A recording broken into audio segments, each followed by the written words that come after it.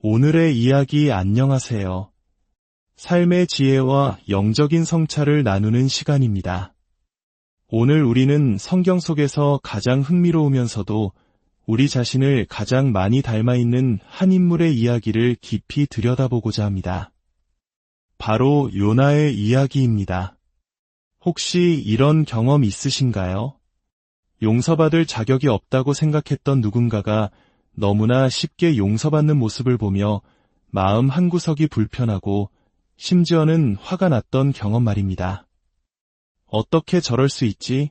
하는 생각에 잠 못 이룬 밤이 있으셨다면 오늘 요나의 이야기는 바로 당신의 이야기가 될 것입니다. 본격적인 이야기에 앞서 잠시 시간을 내어 이 채널을 구독해 주시고 좋아요를 눌러주시면 저희가 더 좋은 콘텐츠를 만드는 데 큰 힘이 됩니다. 여러분의 작은 손길 하나하나가 하나님의 은혜와 말씀을 더 널리 퍼뜨리는 귀한 씨앗이 됩니다. 이 영상을 보시는 모든 분들의 삶에 주님의 평안과 축복이 가득하기를 기도합니다. 자, 그럼 이제 요나의 마지막 여정, 그 혼란과 깨달음의 중심으로 함께 들어가 보겠습니다. 우리는 지난 시간들을 통해 요나의 파란만장한 여정을 함께 했습니다. 첫 번째 장에서 요나는 하나님의 명령을 정면으로 거부했습니다. 그의 원수와도 같은 니느의 백성에게 가서 회개를 선포하라는 말씀에 그는 정반대 방향인 다시스로 향하는 배에 올랐습니다. 그는 하나님의 얼굴을 피하고 싶었던 것입니다. 하지만 하나님께서는 거대한 폭풍을 보내셨고 결국 요나는 바다에 던져져 큰 물고기 뱃속에 갇히는 신세가 되었습니다. 두 번째 장에서 요나는 깊은 절망의 구렁텅이 바로 그 물고기 뱃속에서 비로소 하나님께 기도합니다. 그리고 자비로우신 하나님께서는 그의 기도를 들으시고 물고기에게 명하여 요나를 육지에 토해내게 하셨습니다. 이는 하나님의 놀라운 자비였습니다. 생각해 보십시오. 물고기에게는 입과 다른 쪽 두 개의 출구가 있었습니다.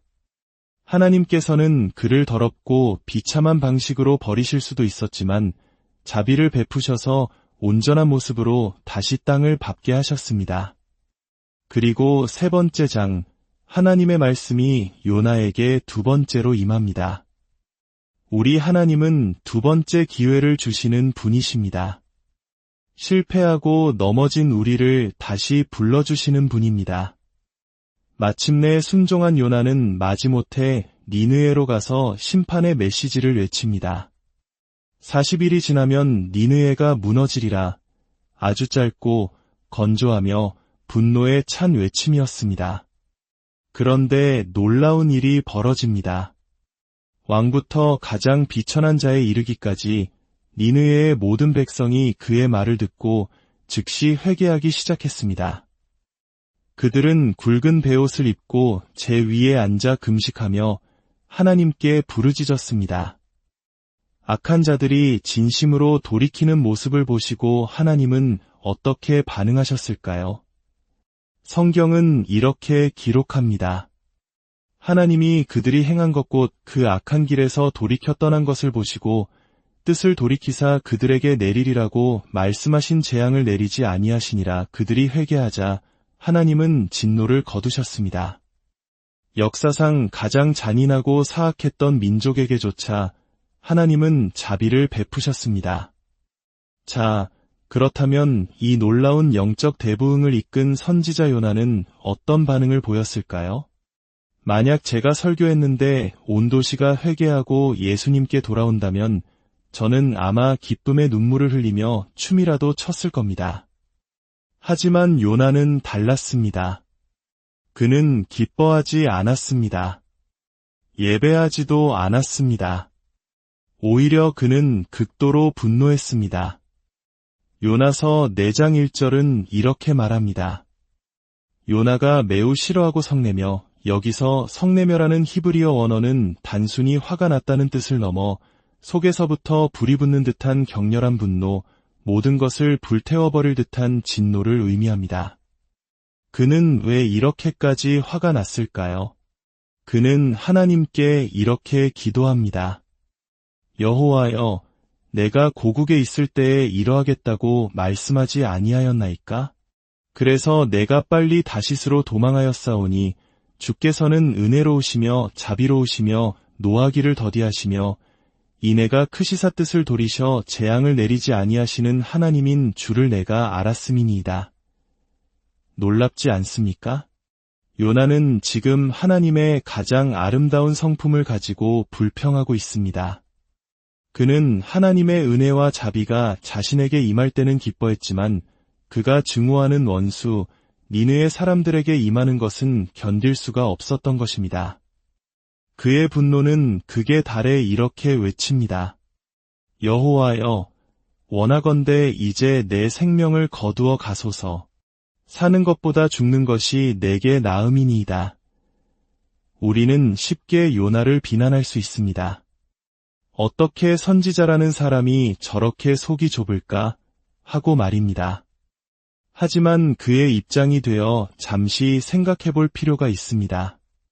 당시 니느에, 즉 아시리아 제국은 잔혹하기로 악명이 높았습니다.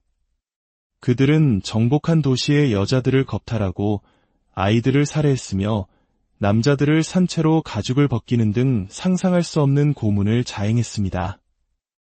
많은 학자들은 요나의 가족이나 친척 중 누군가가 바로 그 니느의 사람들의 손에 끔찍하게 살해당했을 가능성이 매우 높다고 봅니다.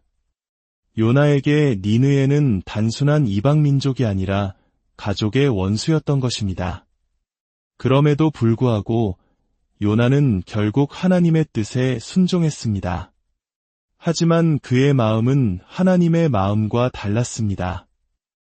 이것이 바로 오늘 우리가 마주할 핵심적인 문제입니다.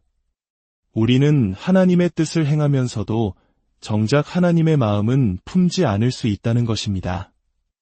잘못된 태도와 동기로도 얼마든지 옳은 일을 할 수 있습니다. 하나님, 말씀하시니 마지못해 하겠지만 기쁘진 않네요. 하나님, 이웃을 용서하라고 하시니 용서는 하겠지만 그들이 한 짓은 절대 잊지 않겠습니다. 하나님, 헌금은 드리겠지만 사실 아깝다는 생각이 드는 건 어쩔 수 없네요. 하나님, 교회는 가겠지만 봉사할 시간까지는 없습니다. 다른 누군가가 하겠지요. 우리 안에도 이런 요나의 모습이 있지 않습니까? 이야기는 계속됩니다.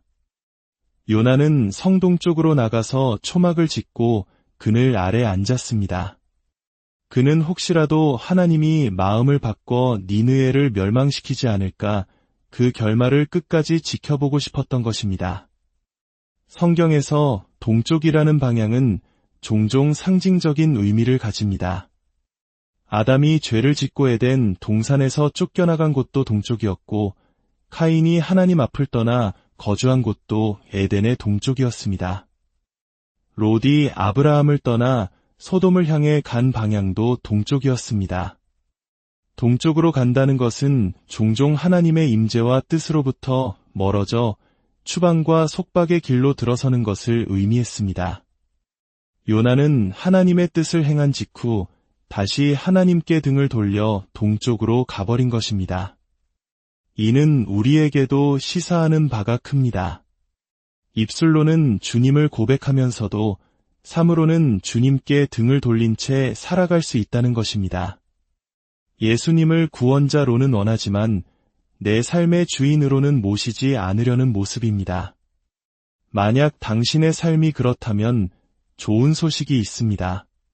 돌이키기만 하면 됩니다. 단지 몸을 돌려 그분께로 향하기만 하면 됩니다.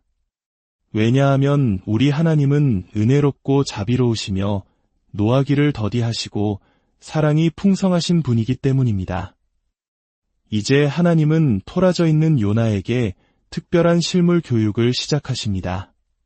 하나님께서는 박넝쿨 하나를 준비하셔서 요나의 머리 위에 그늘을 만들어주셨습니다. 뜨거운 햇볕에 지쳐있던 요나는 이 박넝쿨로 인해 매우 기뻐하였습니다. 여기서 매우 기뻐하다는 히브리어 역시 복권에 당첨된 사람처럼 주체할 수 없을 정도로 크게 기뻐하는 상태를 의미합니다. 그는 그렇게 기뻐했을까요? 12만 명의 영혼이 구원받았기 때문이 아니었습니다. 그저 자신의 불편함이 해소되었기 때문입니다. 모든 것이 여전히 자기중심적이었습니다. 저는 여기서 제 자신을 봅니다. 하나님의 축복과 공급하심을 받을 때는 기뻐하지만 그분의 교훈과 훈련의 시간은 피하고 싶어하는 제 모습 말입니다. 우리는 종종 하나님의 교훈은 건너뛰고 하나님의 축복으로 직행하고 싶어합니다. 하지만 우리가 안주하기 시작할 때 하나님은 종종 우리의 믿음을 성장시키기 위해 일하십니다. 하나님은 다음날 새벽 벌레 한 마리를 준비하셔서 그 박넝쿨을 갉아먹게 하셨고 넝쿨은 곧 시들어 버렸습니다. 해가 뜰 때에는 뜨거운 동풍을 불게 하셔서 햇볕이 요나의 머리 위로 내리쬐게 하셨습니다. 그러자 요나는 다시 죽고 싶다며 소리칩니다. 사는 것보다 죽는 것이 낫겠습니다. 그는 또다시 자기 연민에 빠져 드라마의 주인공처럼 행동합니다. 정말 한심해 보이지만 저는 성경이 요나의 이런 감정 기복을 솔직하게 모두 기록했다는 점이 참 좋습니다. 그는 우리처럼 변덕스럽고 불순종하다가도 예배하고 하나님께 감사하다가도 금세 분노하는 너무나도 인간적인 인물입니다. 이때 하나님께서 요나에게 물으십니다. 이것이 요나서의 마지막 장면이자 이 책 전체를 관통하는 질문입니다. 내가 이 박넝쿨로 말미암아 성내는 것이 어찌 옳으냐? 요나가 대답합니다. 내가 성내어 죽기까지 할지라도 옳으니이다. 그러자 주님께서 말씀하십니다. 내가 수고도 아니하였고 재배도 아니하였고 하룻밤에 났다가 하룻밤에 말라버린 이 박넝쿨을 아꼈거든 하물며 이 큰 성읍 니느웨에는 좌우를 분별하지 못하는 자가 12만여 명이여 가축도 많이 있나니 내가 어찌 아끼지 아니하겠느냐? 그리고 이야기는 여기서 끝납니다. 정말입니다. 이것이 요나서의 결말입니다. 요나의 마음이 변했는지, 그가 회개했는지, 아니면 평생 분노 속에 살다 죽었는지 우리는 알 수 없습니다. 허무한 결말처럼 보입니다. 하지만 이 이상한 결말이야말로 요나서의 핵심입니다. 이야기의 진짜 주인공은 요나가 아니기 때문입니다. 바로 하나님이십니다. 요나의 태도가 어떻든 그가 얼마나 반항하고 불평하든 하나님의 성품은 단 한 번도 변하지 않았습니다.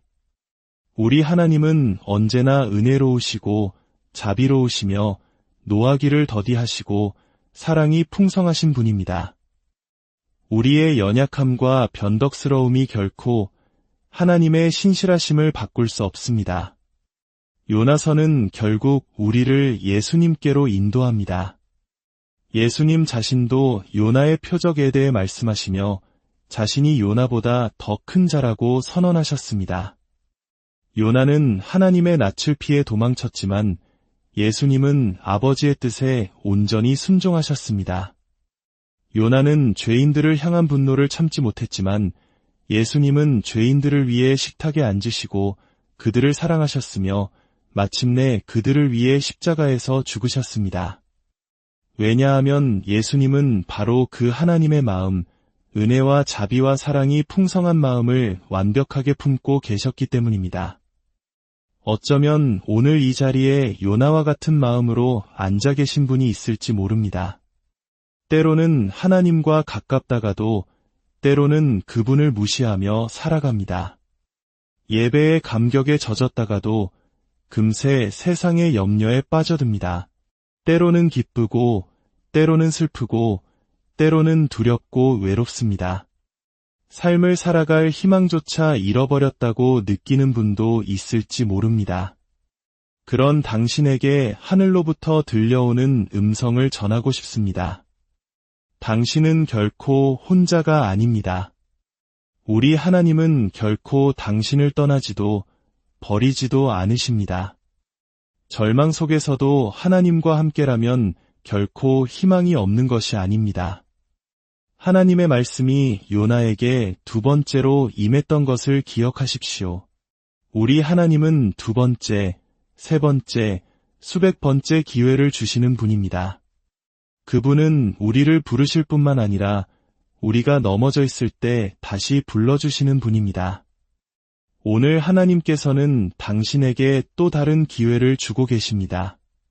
순종할 기회, 그분의 이름을 부를 기회, 회개할 기회, 그리고 하나님, 당신이 필요합니다. 당신과 가까워지고 싶습니다. 라고 고백할 기회입니다. 하나님께서 주시는 모든 기회는 당신의 선택을 요구합니다. 당신은 어떻게 반응하시겠습니까? 아버지 하나님, 당신의 이름 그대로, 당신의 성품 그대로 우리에게 와 주셔서 감사합니다. 당신은 은혜로우시고 자비로우시며 노하기를 더디하시고 사랑이 풍성하신 하나님이십니다. 이 시간 성령께서 우리 각 사람의 마음에 역사하여 주시옵소서. 혹시 지금 하나님의 뜻에서 벗어나 하나님께 등을 돌리고 있는 영역이 있다면 이 시간 조용히 주님 앞에 내려놓기 원합니다. 당신의 삶을 주님께로 돌이키십시오. 당신의 죄를 회개하고 주님께로 향하십시오. 당신이 그분을 향해 돌아설 때 하늘은 기뻐하며 당신을 새롭게 하실 것입니다. 당신의 모든 죄는 용서받고 당신은 하나님의 자녀로 다시 태어날 것입니다. 이 시간, 주님, 제 삶을 드립니다. 저의 죄를 용서해 주시고 저를 구원하여 주옵소서. 이제는 제 뜻이 아닌 주님의 뜻대로 살기 원합니다. 제 삶의 주인이 되어 주십시오. 라고 기도하기 원하시는 분들은 마음으로 함께 기도합시다. 하늘에 계신 아버지, 제 삶을 온전히 주님께 드립니다. 저의 모든 죄를 고백합니다. 예수님, 저를 구원하여 주시고 제 삶의 주인이 되어 주십시오. 주님의 영으로 저를 채우셔서 남은 평생 주님을 알고 섬기며 따르게 하옵소서. 제 삶은 더 이상 저의 것이 아님을 고백합니다. 자비로우시고 은혜로우시며 사랑이 풍성하신 하나님, 저를 사랑해 주셔서 감사합니다. 이 모든 것을 예수님의 이름으로 기도합니다. 아멘. 오늘 말씀을 통해 결단하신 모든 분들을 축복합니다. 하나님의 자녀가 된 여러분의 앞날에 그분의 놀라운 인도하심과 사랑이 늘 함께할 것입니다. 이 말씀이 여러분의 삶에 깊은 울림과 변화를 가져다 주었기를 소망하며 오늘의 이야기를 마칩니다. 주님의 평안이